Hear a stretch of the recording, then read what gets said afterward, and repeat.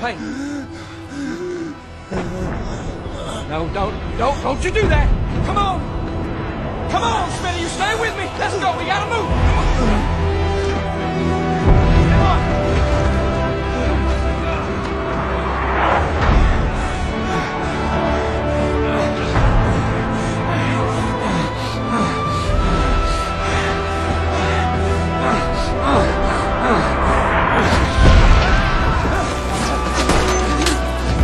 Help me get him down! Help me get him down! Yeah. Come on, let's move! Come on! Can't help him, buddy. He's gone. No. Come on! We gotta get out of here! Let's go!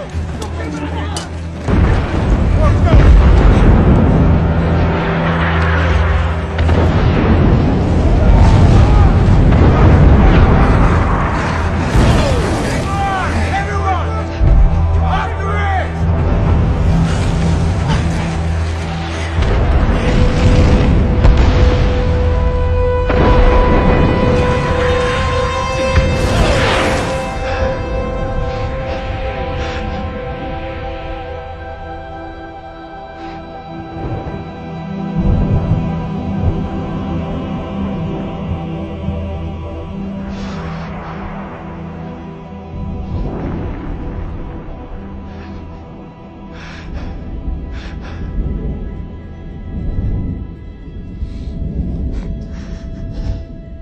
What is it you want of me?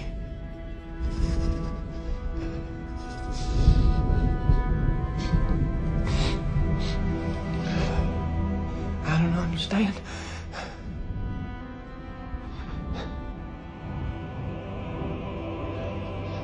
I can't hear you.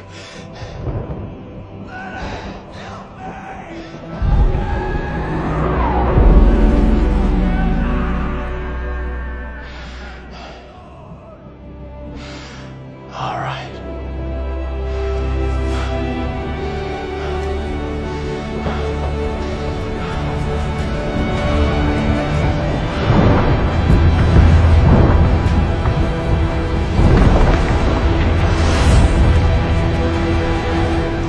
지금 보신 영상은 헥소고지라고 하는 영화의 한 장면인데요. 계속 보고 싶으시죠? 이 영화는 2차 세계대전에 실제 있었던 이야기를 바탕으로 만들어진 영화입니다. 일본과 이제 남태평양 지역인 헥소라고 하는 지역의 전쟁 중에 실제 있었던 약 60명의 부상자들을 구한 어떤 메딕, 위생병이라고 하죠. 이 메딕의 이야기를 가지고 만든 영화가 바로 이 헥소고지라고 하는 영화입니다. 여기 나오는 주인공의 이 위생병은요, 그리스도인이에요. 예수님 믿는 자인데 사람을 죽이기 위해서 전쟁을 나온 게 아니에요. 사람을 살리러 나왔다고 생각하는 거예요. 그러니까 자기가 총을 들지 않아요. 총을 들지 않고 자기는 총을 쏘지 않겠다. 그 대신 의료품을 들고 사람들을 구해내겠다라고 하는 사명으로 전쟁에 참전을 합니다. 그러니까 총을 안 들겠다고 그러니까 사람들이 막 놀려요. 약해 빠진 그 위생병을 사람들이 다른 군인들이 막 무시하고 조롱해요. 근데 결국 이 메딕, 이 위생병이 이 헥소고지에 다른 사람들이 다 철수한 이 고지에 혼자 남아서 60명이나 되는 부상자들을 다 구출해내서 살려낸 이야기, 실제 있었던 이야기입니다.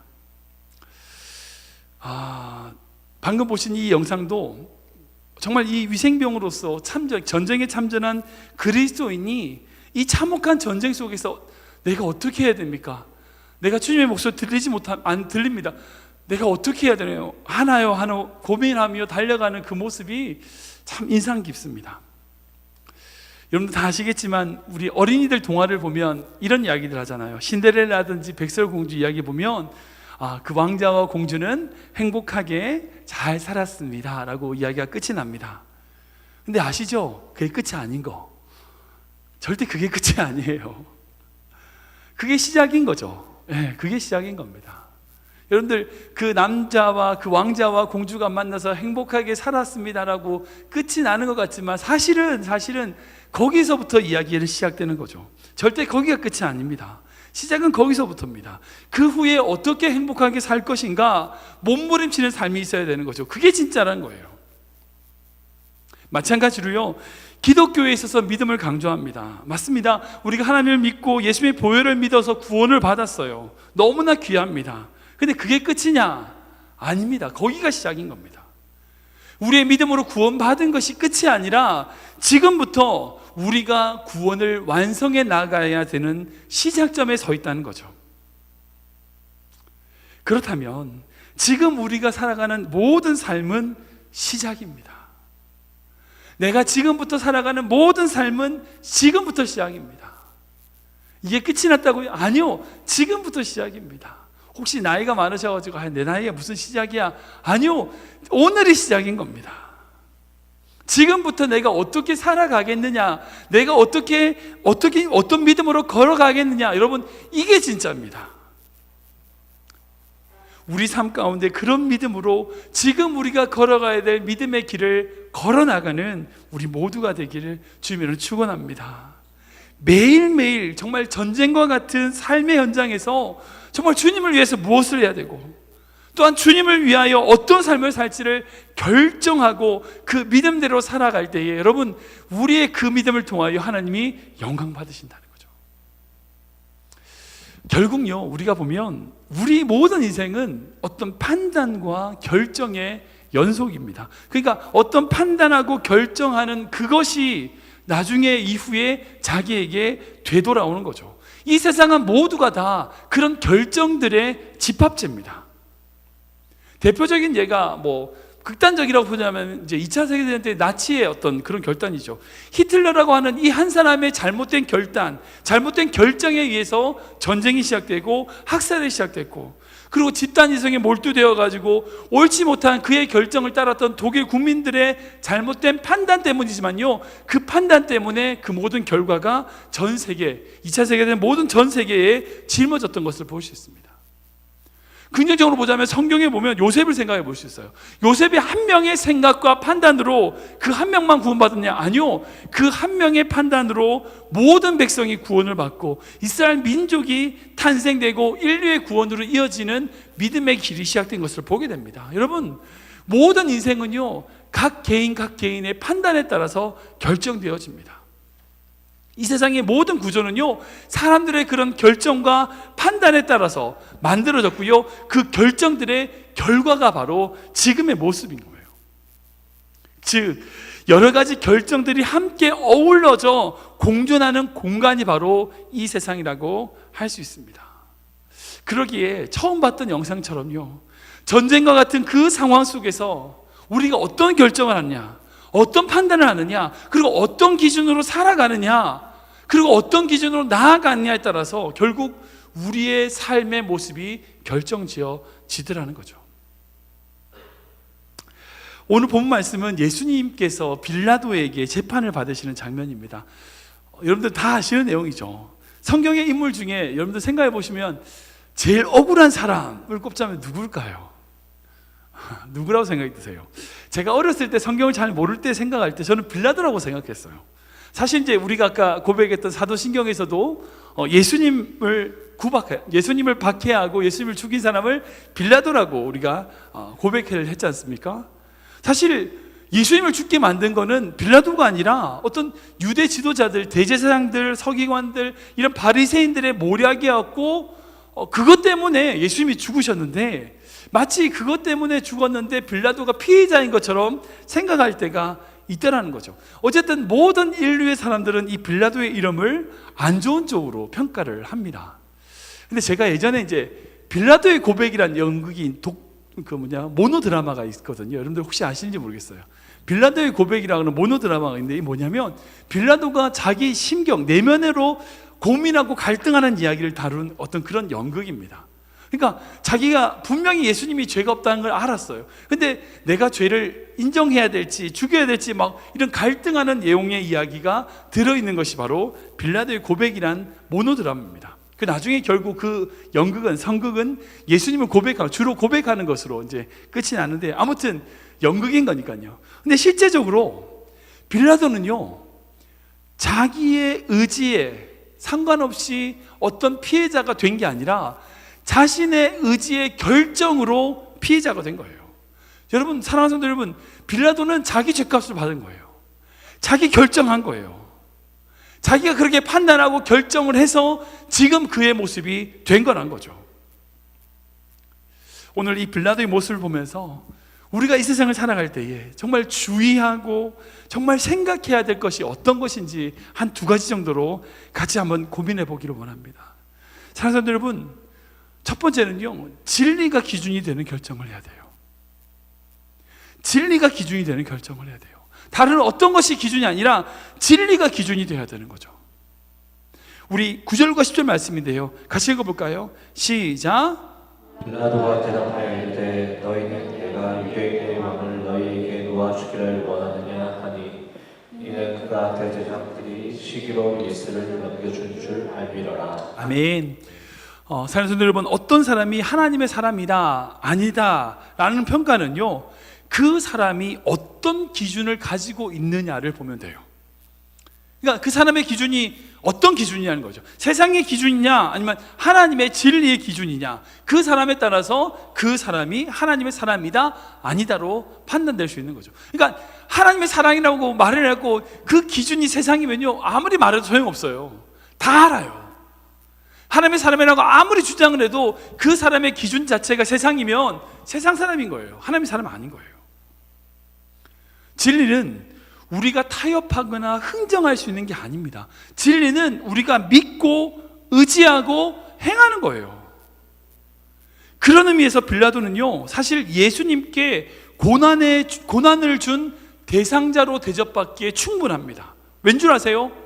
그는 진리를 따르는 삶이 아니었거든요. 진리를 가지고 흥정하려고 그랬어요. 성경을 보면 예수님께 이 빌라도가 굉장히 많은 채찍질을 해요. 좀 성경을 보시면 알겠지만, 왜? 이 명절에 바나바와 예수를 앞에 내세웠을 때에 예수님이 그렇게 채찍에 많이 맞고 정말 힘들어하는 모습을 보면 사람들이 불쌍히 여겨서 예수님이 풀어줄 거라고 생각을 했던 거죠. 그래서 예수님을 채찍질한 거였어요. 그리고 그 채찍질 때문에 예수님이 일찍 십자가에서 일찍 돌아가신 거고요. 아무튼 예수님을 그렇게 심하게 채찍질했던 이유가 뭐냐? 처벌할 죄가 없음에도 불구하고 왜 채찍질했냐? 여러분, 예수님 죄가 없으면 풀어주면 돼요. 예수님 죄가 있다, 그 죄만큼 징벌하면 되는 거고 처벌하면 되는 거고, 그 판단 기준이 있으면 되는데 이 빌라도는 자기 생각에 자기 판단에 흥정하려고 했던 거예요. 이 정도 채찍질했으니까 사람들이 봐주고 넘어가겠지, 이런 식으로 흥정하려고 했다는 거죠. 분명히 10절 말씀 보면요, 분명히 빌라도는요, 예수님께 죄가 없다는 것을 알고 있었어요. 알고 있었어요. 그런데 그 부분에 있어서 진리대로 판단하지 않고 자꾸 흥정하려고 하는 자세를 가진 거죠. 그리고 우리가 신앙생활에서 제일 주의해야 될 게 그런 거예요. 정말 주의할 모습이 뭐냐? 진리와 타협하려 하는 자세를 가지고 있지 않은 거예요. 진리를 믿고 의지하는 것이 아니라 진리의 내용에 정말 이 정도 하고 이 정도 해서 좀 타협하려고 하는 생각을 우리가 가지고 있지 않냐는 거죠. 설교를 하고 있는 저도 쉽게 말할 수는 없는 부분입니다. 결국 쉽지 않습니다. 근데 분명한 것은요, 우리가 매 순간에 결정하는 그 결정이 진리가 기준이 되어야 된다는 거예요. 결국 우리가 만나는 모든 결과는 이전에 우리가 그 결과, 판단하고 결정했던 진리를 선택했냐 선택하지 않았느냐에 따라서 결과와 상황이 우리 앞에, 지금 앞에 주어진다는 거죠. 사랑하는 여러분, 고린도서 말씀 보면 이렇게 적혀 있습니다. 같이 읽어보겠습니다. 시작. 육에 속한 사람은 하나님의 성령의 일들을 받지 아니하나니 이는 그것들이 그에게는 어리석게 보임이요 또 그는 그것들을 알 수도 없나니 그러한 일은 영적으로 분별되기 때문이라. 아멘. 육에 속한 사람, 영에 속한 사람을 이게 고린도서 분리시켜요. 그게 분리시키면서 그게 뭐냐? 제일 큰 차이가 뭐냐? 하나님의 진리를 기준으로 삼냐, 그렇지 않느냐를 보는 거예요. 육에 속한 사람은 절대 어떻게 하나님께 속한 사람의 진리를 따르는 것을 이해를 못한다는 거예요. 분별하지 못한다는 거예요. 어리석게 본다는 거예요. 그러나 사랑하는 성도 여러분, 진리를 따르는 게 지혜로운 거예요. 내가 손해를 보더라도, 내가 정말 내가 좀 바보 된다 할지라도, 내가 좀 어쩌고니 없었는 모습으로 된다 할지라도요, 주님이 드러나면 되는 거예요. 그게 맞는 거라는 거죠. 근데 많은 성도님들이요, 어떤 문제와 어떤 상황이 되었을 때에 진리를 따르기보다 그것이 나에게 이익이 되는가 그렇지 않는가로 흥정하려고 그래요. 저는 우리 크리벤 한장로교회 모든 성도님들이 정말 하나님 앞에 지혜로운 자, 정말 세상으로 보면 어리석을 수 있어도 하나님 앞에 지혜로운 자, 선한 데는 지혜롭고 악한 데는 미련한 그런 성도님 되시기를 주님을 축원합니다. 두 번째는요, 무리가 아닌 하나님께 만족을 드리는 결정을 해야 된다는 거예요. 그러니까 사람들을 만족시키는 것이 아니라 하나님께 만족을 드리는 결정을 우리가 해 나가야 된다는 거죠. 우리 15절 말씀인데요, 같이 읽어보겠습니다. 시작. 빌라도가 무리에게 만족을 주고자 하여 바나바는 놓아주고 예수는 채찍질하고 십자가에 못 박히게 넘겨주니라. 아멘. 하나님의 사람이냐 아니냐를 판단하는 또 한 가지의 평가의 기준이 있습니다. 그게 뭐냐? 그 사람이 세상을 만족을 주느냐 아니면 하나님께 만족을 주고자 하느냐는 거예요. 어떤 일을 하는 것이 그 사람이 다른 사람들에게 만족을 주고자 하는 행동인지, 사람을 기쁘게 하려는 행동인지, 아니면 하나님을 기쁘게 하려고 하는 행동인지, 이것에 대하여 하나님의 사람이냐 아니냐로 판단할 수 있다는 거예요. 이것은요, 어떤 인정과 격려라는 차원하고 연결이 돼요. 사랑하는 여러분, 인격이란 존재는요, 인정받고 싶어요. 인정받고 싶어요. 누구나 다 그렇죠. 모든 사람은 다 그래요. 근데 하나님도 인격체시거든요. 하나님도 마찬가지예요. 사랑하는 여러분, 하나님이 성경에서 제일 미워하는 죄가 뭔지 아세요? 하나님이 살인죄를 미워하실까요? 성경에 보면 십계명에서 살인죄보다 더 미워하시는 죄가 있어요. 그 뭔지 아세요? 우상숭배예요. 우상숭배. 출애굽기 20장 5절 말씀 보면 이렇게 적혀 있는데 읽어볼까요? 시작. 그것들에게 절하지 말며 그것들을 섬기지 말라. 나 내 하나님 여호와는 질투하는 하나님인즉 나를 미워하는 자의 죄를 갚되 아버지로부터 아들에게로 선자대까지 이르게 하거니와. 아니, 하나님이 너 자손까지 내가 벌 주겠다고 하시는 본문은 여기밖에 없어요. 그러니까 모든 죄는 자기 죄로 자기 죽는다고 했지, 너 그 죄를 너 아들 이 3대까지 묻겠다고 하시는 경우는 이거밖에 없어요. 무슨 죄? 우상숭배. 다른 성경 어디에도요 자손에게까지 죄를 묻겠다고 하시는 말씀은 없는데, 이 우상숭배에 대해서는 철저히 이것을 미워하시고 싫어하시는 모습을 보게 돼요. 왜 그런 줄 아세요? 우리 2절 말씀인데요, 읽어볼까요? 시작. 나는 너를 애굽 땅 종되었던 집에서 인도하여 낸 내 하나님 여호와니라. 아멘. 애굽 땅에서 인도한 신은 다른 신이 아니라, 우상이 아니라 바로 나라는 거예요. 하나님이 우리에게 인정받고 싶으신 거예요. 너 삶을 인도해 주는 것, 너 삶을 지탱해 주는 것, 너 삶을 함께 해주는 것, 그 돈 아니라는 거예요. 나라는 거예요. 하나님이라는 거예요. 하나님이 우리에게 인정받고 싶으신 거예요. 그래서 하나님은 우리가 하나님을 찬양할 때에, 하나님을 높여드릴 때에 너무나 기뻐하시는 거예요. 그래서 찬송 가운데 거하신다고 말씀하셨고, 찬송을 통하여 영광 받으신다고 말씀하셨어요. 왠지 아세요? 우리에게 인정받으시는 거니까. 하나님은 위대한 왕이십니다. 하나님은 완왕의 왕이십니다. 하나님은 전능하신 주이십니다로 고백할 때 하나님이 기뻐하세요. 왠지 아세요? 우리에게 인정받으시니까. 예를 들어 보세요. 우리 대규 아빠한테, 우리 아빠는 정말 짱이에요, 이렇게 하면 제가 기분 좋을까요, 안 좋을까요? 좋죠. 인정받으니까. 우리 모두가 다 마찬가지인 것 같아요. 하나의 인격은요, 다 인정받고 싶어요. 저 우리 아들에게 인정받고 싶고요, 우리 성도님들에게 인정받고 싶어요. 저 마찬가지예요. 저뿐 아니라 성도님들도 다 마찬가지일 거예요. 왜? 여러분 모두가 다 인격체니까. 그렇다면 우리는 그런 맥락으로 우리는 하나님을 인정해야 돼요. 우리 삶에 하나님을 인정하는 방법이 무엇이냐? 우리가 하나님을 기쁘게 하는 것을 선택하는 거예요. 사람을 기쁘게 하는 것을 선택하는 것이 아니라 하나님을 기뻐하는 게 뭐냐는 것을 고민하고 선택하는 거죠. 근데 많은 성도님들이 잘못된 관행 중에 한 가지가 뭐냐? 하나님께 만족을 드리고 하나님께 기쁨 드리는 신앙보다 다른 사람이 나를 어떻게 보냐는 거예요. 다른 사람이 나를 어떻게 본다는 거예요. 뭐냐는 거예요. 교회에서 그래서 싸워요, 많이. 사랑하는 성도 여러분, 하나님을 만족해 하면요, 하나님을 기쁘시게 하면 되는 거예요. 그 사람이 안 기뻐도 괜찮아요. 하나님이 기쁘시면 되는 거예요. 그 일을 최선을 다하시면 되는 거예요. 그러면 하나님이 영광 받으시는 거예요. 영국이 전 세계를 지배할 때가 있었죠. 대영 제국이라고 하죠. 해가 지지 않는 나라라고 해서 아프리카와 인도와 모든 나라를 정복하고 그 식민지에서 많은 재물들을 가지고 왔습니다.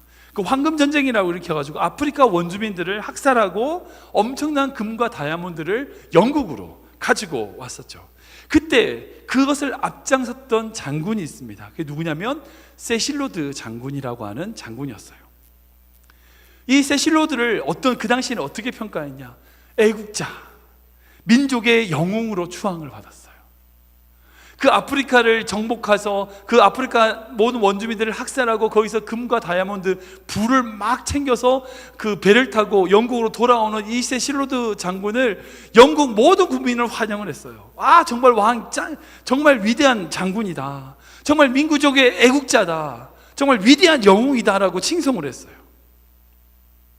근데 반대로 또 한 사람이 있었어요. 누구냐? 데이비드 리빙스턴이라고 하는 목사님이셨어요. 이분은 이러면 안 된다. 이런 침략 전쟁은 잘못되었다. 우리가 그곳에서 그 많은 물건들을 가져오면 안 된다. 라고 의회에서 발표를 하다가 지탄을 받기도 하고, 정말 사람들에게 그런 운동, 우리 침략 전쟁에 대하여 반대하는 운동을 하다가 사람들에게 돌을 맞기도 하고, 그런 여러 가지 일들이 있었어요. 신문에 일어났어요. 민족의 배신자다, 반역자다. 어떻게 그렇게 아프리카를 점령해서 가는 많은 물건을 가져오고 이 영국이 발전하는 것을 막는 자다라고 이 리빙스턴 목사님을 저주하면서 모독을 했어요. 배신자요 반역자라고 얘기했어요. 근데 사랑하는 성도 여러분, 지금 300년이 지났어요. 약 300년이 지났는데 지금 세실로드 장군의 묘는 어디인지 몰라요. 모르겠어요. 누가 찾았는지는 모르겠지만 역사적 기록상으로는 그 장군의 묘가 어디 있는지는 몰라요. 그런데 이 데이비드 리빙스턴 목사님의 묘는 영국 왕실에 안장되어 있어요. 살아있는 양심으로 그 당시 모든 영국 사람들이 그 모든 것에 물질에 취해 있을 때 아니다라고 말했던 깨어있는 양심으로 영국의 자존심을 지킨 자로 지금 영국 왕실에 안장되어 있어요. 지금 모든 세계인들이 그 목사님을 존경해요. 깨어있는 양심이고 바른 생각을 가지고 있는 사람이라고 인정하고 있어요. 사랑하는 여러분, 사람들의 만족 주려고 하면요, 우린 끊임없이 우리가 하나님을 떠나서 사람 중심으로 살아갈 수밖에 없어요. 그 끝은 어딘지 모르겠어요. 그러나 우리가 하나님을 위하여 살고요, 하나님을 만족하게 살고요, 하나님의 기뻐하시는 것을 위해서 살면요, 지금 사람들이 지탄하고 사람들의 이야기가 어떤 중요하지 않아요. 결국 그것은 하나님의 영광 받으신 일이 된다는 거죠. 사람은요, 사람을 만족하게 되는 것은 결국 변질하게 돼요. 왠 줄 아세요? 사람이 변하기 때문이에요. 사람을 만족하게 하는 것은 결국 시대가 바뀌고 시간이 흐르면요 변질된다고요. 왜? 사람이 변하니까. 그런데요, 하나님을 만족하게 하면요, 하나님을 위해서 살면요, 그 결정은 결코 변질되지 않습니다. 왜요? 하나님은 변하지 않으시니까. 그래서 사도 바울은 이렇게 갈라디아서에서 고백합니다. 읽어보겠습니다. 시작. 이제 내가 사람들에게 좋게 하랴, 하나님께 좋게 하랴, 사람들에게 기쁨을 구하랴. 내가 지금까지 사람들의 기쁨을 구하였다면 그리스도의 종이 아니리라. 아멘. 사도 바울의 그 모든 삶의 중심의 핵심은 뭐였냐? 그가 바로 그리스도의 종으로서 하나님을 좋게 하는 삶을 살았다는 거예요. 하나님을 좋게 하는 인생을 살았다는 거예요. 사람을 신경 쓰는 것이 아니라, 사람에 매여 있는 것이 아니라 하나님이 원하시는 것이 무엇인지 그것을 고민하고 그 마음으로 살아나갔던 인생을 보게 됩니다. 우리 사랑하는 크리메드 성도 모든 성도님들이요, 정말 하나님께 만족을 드리는, 하나님을 위하여 살아가는 그런 인생 되시길 주님으로 축원합니다. 말씀을 정리해 볼까요? 말씀을 보면요, 2절에 빌라도가 이렇게 묻습니다. 읽어볼까요? 시작. 빌라도가 묻되 내가 유대인의 왕이냐? 예수께서 대답하여 이르시되 내 말이 옳도다 하시니. 아멘. 사실 여러분, 이 질문은 굉장히 중요한 질문이에요. 이것은요 정말 인생의 답이 들어있는 질문이에요. 예수님께 물어야 될, 우리가 물어야 될 질문이에요. 주님, 당신이 왕이십니까? 주님, 당신이 우리의 왕이십니까? 주님, 당신이 내 삶의 왕이십니까? 빌라도가 물었던 이 질문요 우리가 물어야 돼요. 예. 정말 잘 물었어요. 빌라도는 잘 물었고요, 그 질문까지는 잘 했어요. 그런데 그 빌라도가 그 대답을 들었을 때에, 그 예수님이 내가 왕이라고 하는 그 대답을 들었을 때에 주님, 나의 왕이십니다라고 고백하는 그 믿음으로 나아갔다면요, 지금 빌라도는 그렇게 저주스러운 이름으로 우리에게 남지 않았을 것입니다. 요한복음 말씀 보면요, 우리 38절인데 38절만 읽어보겠습니다. 시작. 빌라도가 이르되 진리가 무엇이냐 하더라. 이 말을 하고 다시 유대인들에게 나가서 이르되 나는 그에게서 아무 죄도 찾지 못하였노라. 아멘. 진리가 뭐냐라고 요한복음에 또다시 질문을 해요. 예수님 왕이라고 말씀하셨을 때에, 그 왕에 대하여 말씀하셨을 때에 그럼 진리가 뭐냐라고 다시 묻게 되는 거죠. 분명히 빌라도도 진리가 궁금했어요. 인생의 진리를 찾고 싶었다고요. 그런데 그 진리이신 예수님 앞에 진리를 선택하지 않고 사람을 만족시키는, 무리에게 만족을 주고자 하는 결정을 내렸던 이 빌라도에게 지금 우리가 이 빌라도를 저주스러운 이름으로 기억한다는 거죠. 사랑하는 성도 여러분, 여러분들 앞에 어떤 결정해야 될 사항들이 있습니까? 분명 여러분들 앞에 끊임없이 지금부터 계속 수많은 결정들이 있을 거예요. 특히 우리 아이들 자라면서요, 어느 고등학교를 가야 되는지, 어떤 수업을 들어야 되는지, 내가 공부를 해야 될지 말아야 될지, 내가 이것을 해야 될지 말아야 될지 끊임없는 결정들을 우리 아이들은 해나갈 거예요. 우리 성도들도 다 마찬가지죠. 그때 사람을 위한 결정이 아니라 하나님을 위한 결정, 진리의 결정, 주님을 위하는 결정, 그 결정대로 살아갈 때에 사랑하는 성도 여러분, 우리의 삶이 하나님 앞에 영광되는 삶이 될 줄 믿습니다. 그 삶이 행복한 삶인 거예요.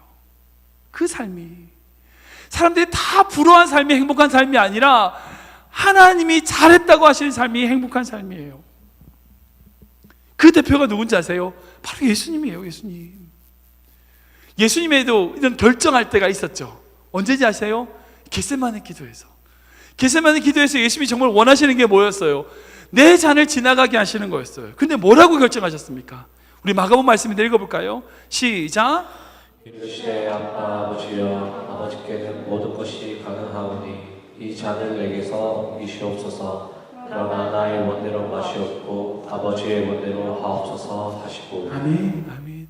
자신의 원이 아닌 이 잔을 지나가는, 이 십자가가 지나가는 예수님의 그 고통과 아픔에 그것을 두려워하며 그것을 걱정하며 그것을 염려하는 예수님의 자신의 원이 아닌 결국 아버지의 원대로 하시기도로 자기를 드리는 모습, 이 예수의 모습을 우리가 닮아야 한다는 거예요. 왜요? 이 예수님에게는 진리가 있었기 때문이죠. 진리가 기준이었어요. 그리고 자신이 만족시키고자 하는 결정이 아버지의 뜻대로 되기는, 아버지의 원하시는, 아버지를 위하는 결정이었기 때문이죠. 우리 사랑하는 모든 성도님들이요, 우리 예수님같이, 이 예수님의 걸음과 같은 믿음의 걸음을 걷기를 축원합니다. 빌라도의 길이 아닌 예수님의 길, 사람을 만족시키는 길이 아닌 하나님을 만족시키는 길, 진리를 흥정하고 타협하는 것이 아니라 진리를 위하여 살아가는 그 삶과 결정을 살아가는 귀한 성도님 되시기를 주님의 이름으로 축원합니다.